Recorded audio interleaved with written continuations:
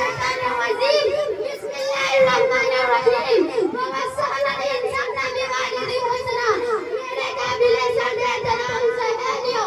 आज मैं साला अम्मा में देखते कितने साफ है। इस मुकद्दस हस्ती का तज़किरा करना चाहती हूँ जिसकी पेशानी में नूर, जिसकी आंखों में ठंडक, जिसकी बातों में मोहब्बत, जिसके दिलों में रहमत, जिसके हाथों में शफ़क़त, जिसके पैरों में जन्नत और जिसके आगोश में पूरी दुनिया का सुकून रख दिया गया है। इस अजीम नेमत का जिक्र करना चाहती हूँ जिसके बगैर घर कभी सांस की नहीं लगता है, जिसकी मोहब्बत कभी भी दिखलावे के लिए नहीं होती है, जिसकी मोहब्बत चट्टान से ज्यादा मजबूत और समुद्र से ज्यादा गहरा होता है, जिसका रिश्ता हमेशा रहने वाला रिश्ता होता है, जिसे दुनिया माँ के नाम से जानी जाती है। मिल्लत इस्लामिया की मुकद्दस शहजादियों, शरीयत इस्लामिया जो अल्लाह ताला के बाद सबसे ज्यादा आत्मा बहादुर है।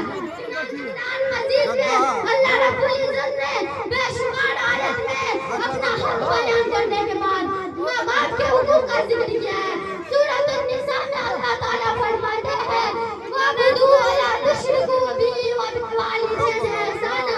और तुम अल्लाह की इबादत करो, उसके साथ किसी को शरीक न करो और वालिदैन के साथ भलाई करो। सूरत अल-लुक़मान में इरशाद बारी है ववस्सना इंसाना बिवालिदिही हुस्ना, और हमने इंसान को अपने वालिदैन के साथ बेहतर बर्ताव करने की ताकीद की है। सूरत अन-कबूत में अल्लाह ताला फरमाते हैं ववस्सना इंसाना बिवालिदिही हुस्ना, और हमने इंसान को अपने वालिदैन के साथ अच्छा सलूक करने की ताकीद की है। अल्लाह ने इसकी बेशुमार आयत ऐसी है जिनमें अल्लाह ताला ने कुरान मजीद में अपना हक बयान करने के बाद माँ बाप के हुकूक का जिक्र किया है। माँ की आज़मत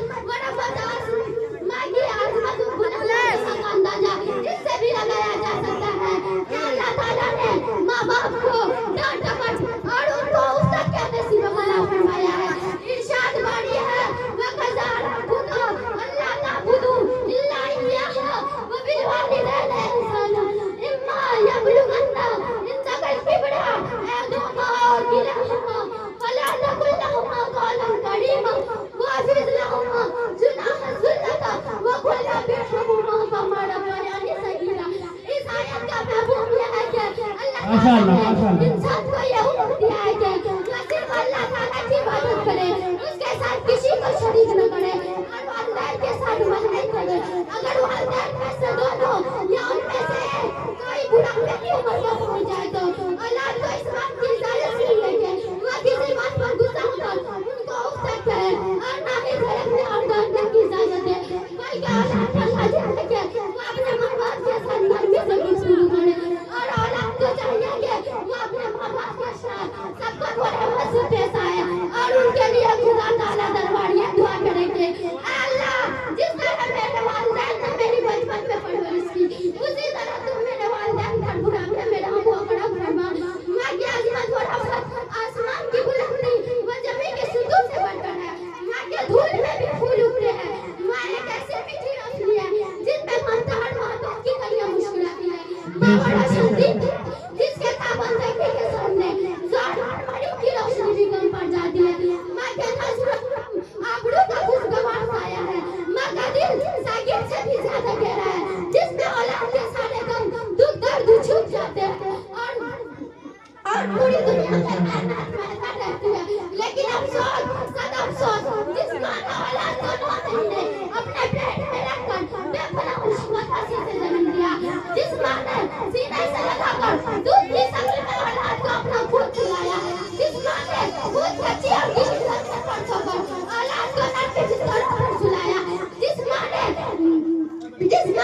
बच्चे की रोने की आवाज़ सुनकर अपना सारा काम काज छोड़कर उसे तसल्ली देकर सुलाया, जिस माँ ने बच्चे को पहले खिलाया और बाद में खुद खाया, जिस माँ ने बच्चे को अपनी पकड़कर चलना सिखाया, जिस माँ ने औलाद को बोलना सिखाया, जिस माँ ने औलाद के खातिर हर तरह की कुर्बानी और परेशानियों को बर्दाश्त किया, आज वही औलाद ज़बान होकर उनकी खिदमत करने के बजाय उन्हीं से खिदमत लेती है, उनको राहत पहुंचाने के बजाय उनको तकलीफ पहुंचाती है, बुढ़ापे में उनके ढाल बनने के बजाय उनके वबाल बन जाते हैं, उनका दिल खुश करने के बजाय